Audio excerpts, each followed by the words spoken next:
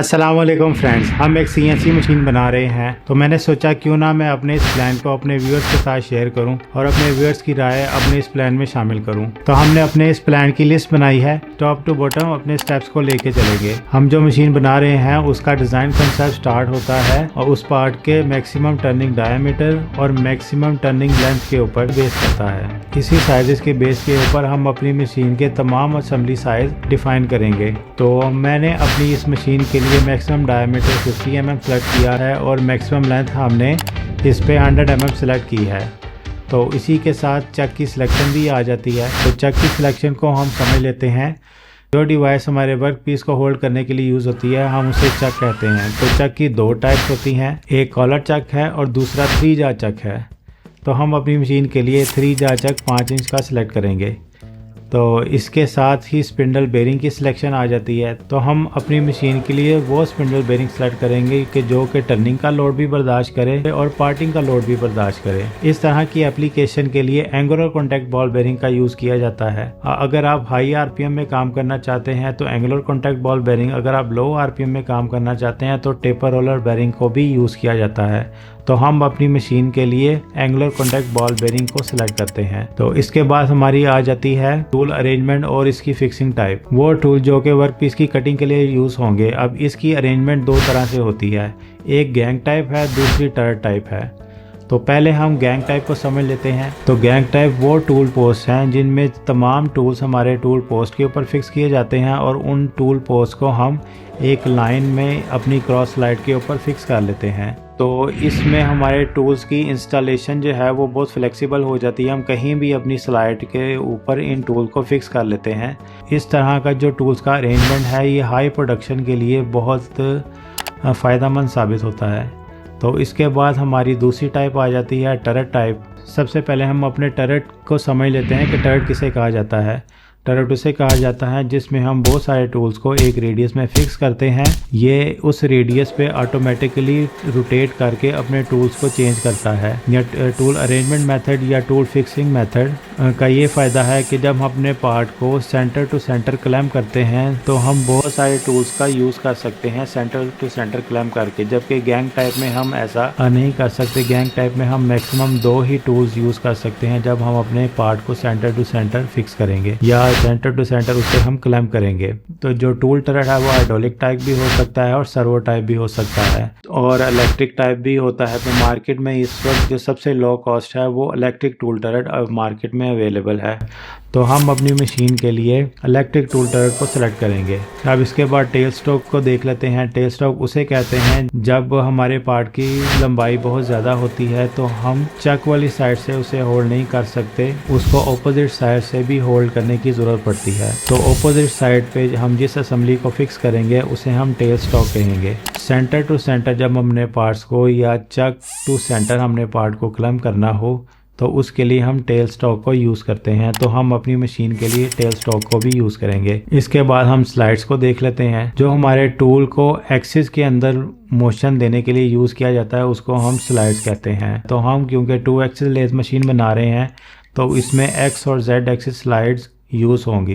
तो स्लाइड्स की भी 2 टाइप्स होती हैं, एक बॉक्स वे है, दूसरी स्लाइड की टाइप है लीनियर गाइडवे स्लाइड। तो पहले हम बॉक्स वे को समझ लेते हैं। बॉक्स वे वो स्लाइड्स होती हैं जैसा कि नाम से ही जाहिर है कि वो देखने में बॉक्स की तरह लगती हैं। अब मटेरियल का सरफेस मेटिंग बहुत ज़्यादा होती है तो इसकी स्पीड स्लो होती है ताकि इसकी वियर और टीयर कम से कम हो सके। इसका फ़ायदा ये है कि ये ज़्यादा लोड उठा सकती हैं। दूसरी स्लाइड की टाइप है लीनियर गाइडवे स्लाइड। ये स्लाइड लीनियर ट्रैक के ऊपर एक बेरिंग ब्लॉक के साथ मूव करती है। तो इस तरह की स्लाइड को मैन्युफैक्चर करना बहुत आसान होता है, इसकी फिक्सिंग बहुत आसान होती है। तो इसलिए हम अपनी मशीन के लिए लीनियर गाइडवेज को हम सेलेक्ट करेंगे।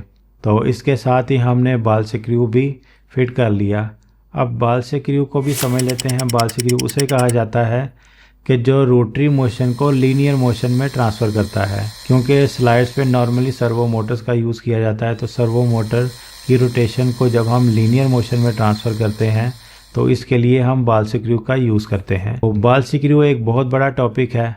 अगर आप चाहते हैं कि मैं बाल से क्रू पे एक कंप्लीट डेडिकेटेड वीडियो बनाऊं तो मुझे कमेंट सेक्शन में बताइएगा। तो नेक्स्ट हम आ जाते हैं अपने बेड की टाइप पे। हम बेड का स्ट्रक्चर कौन सा सिलेक्ट करेंगे? तो बेड हम उसे कहते हैं जिसके ऊपर हम अपने हेड की असेंबली, अपनी स्लाइड्स और अपने टेल स्टॉक की तमाम असेंबली हम उस पर फिट करते हैं। तो बेड की भी दो टाइप होती हैं। टाइप है स्लांट टाइप बेड और दूसरी टाइप है फ्लैट बेड। फ्लैट बेड को तैयार करना बहुत आसान है, जो मटेरियल कॉस्ट है बहुत कम आ जाती है। तो इस वजह से हम अपनी मशीन के लिए फ्लैट बेड का यूज़ करेंगे। तो हमने अपनी मशीन के डिज़ाइन में 50 mm डायमीटर और 100 mm लेंथ के मुताबिक हमने अपने पार्ट्स की सिलेक्शन कर ली। तो चक में हमने 3 या 5 इंच चक को सिलेक्ट किया। स्पिंडल के लिए हमने एंगुलर कॉन्टैक्ट बॉल बेरिंग का सिलेक्ट किया। टूल अरेंजमेंट और फिक्सिंग के लिए हमने इलेक्ट्रिक टूल टर को सिलेक्ट किया। टेल स्टॉक को हमने सिलेक्ट कर लिया और साथ ही हमने स्लाइड्स के लिए लीनियर गाइडवे स्लाइड को सिलेक्ट किया। साथ ही बाल से क्रू भी इंस्टॉल हो गए और इसके साथ हमने बेड की टाइप जो है वो फ्लैट बेड सेलेक्ट कर ली।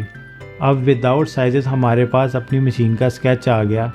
अब इस स्केच को हमने अपने साइजेस के मुताबिक कन्वर्ट करने के लिए हमें एक सॉफ्टवेयर की ज़रूरत है।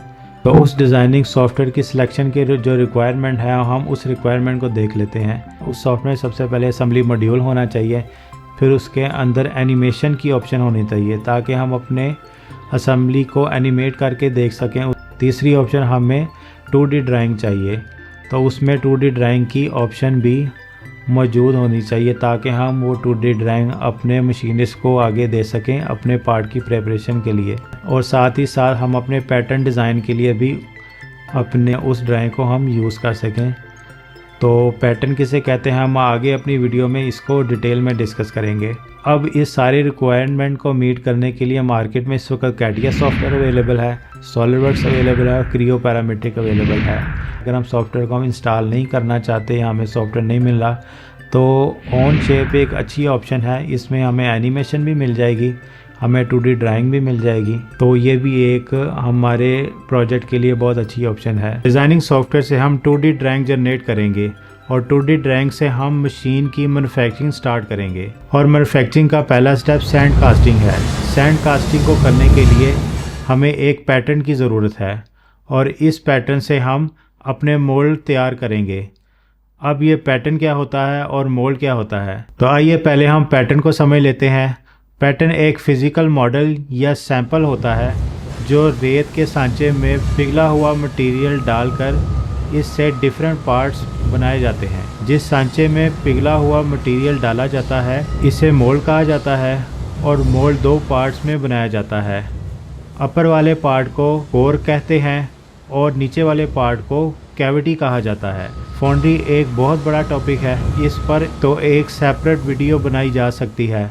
अगर आप इस टॉपिक पे वीडियो देखना चाहते हैं तो कमेंट सेक्शन में ज़रूर बताइएगा। फाउंड्री से हमें अपनी कास्टिंग मिलने के बाद मशीनिंग का प्रोसेस स्टार्ट होगा और पहला मशीनिंग प्रोसेस प्लानर का है जिसे हम उर्दू में रंदा मशीन भी कहते हैं। इस रंदा मशीन से कास्टिंग की टेढ़ी मेढ़ी सरफेस को सीधा किया जाता है। मशीन के ऑलमोस्ट सारे कास्टिंग को प्लेनर मशीन पे प्लेन किया जाता है। फिर इसके बाद हेड बोरिंग होगी और लीनियर गाइडवेज की फिटिंग के लिए ड्रिलिंग और टैपिंग होगी और साथ ही साथ बाल स्क्रू भी इंस्टॉल होगा। मैकेनिकल इंस्टॉलेशन के बाद हम CNC कंट्रोलर की इंस्टॉलेशन करेंगे और CNC कंट्रोलर में हमने न्यूकर ब्रांड का कंट्रोलर सिलेक्ट किया है जो कि बहुत इजी टू इंस्टॉल और फ्रेंडली यूज़र कंट्रोलर है। अगर आप इस कंट्रोलर से रिलेटेड इन्फॉर्मेशन लेना चाहते हैं चैनल रिको पाकिस्तान CNC पे आप इस कंट्रोलर की वीडियोस देख सकते हैं। मैंने वीडियोस की प्लेलिस्ट आई बटन में अटैच कर दी है। मशीनिंग के बाद जब हम सारे मशीनिंग किए गए पार्ट्स को असेंबल करेंगे तो मशीनिंग के कुछ इम्पोर्टेंट फाइनल टेस्ट हैं जिसकी बेस पे मशीन पास होगी और रेडी टू यूज़ कंसिडर होगी। तो हम स्पेशली लेथ मशीन को तैयार कर रहे हैं। तो लेथ मशीन का जो फाइनल टेस्ट है वो पार्टिंग टूल से वर्क पीस को पार्ट ऑफ करके टेस्ट होता है। अगर machine without any vibration work piece को पार्ट ऑफ कर देगी तो हम कह सकते हैं कि machine is ready to use. तो मेरा ये प्रोजेक्ट प्लान आपको कैसा लगा प्लीज़ हमें अपनी राय से ज़रूर आगाह कीजिएगा। मिलते हैं इंशाल्लाह अपने नेक्स्ट शानदार टॉपिक के साथ, तब तक के लिए अल्लाह हाफिज़।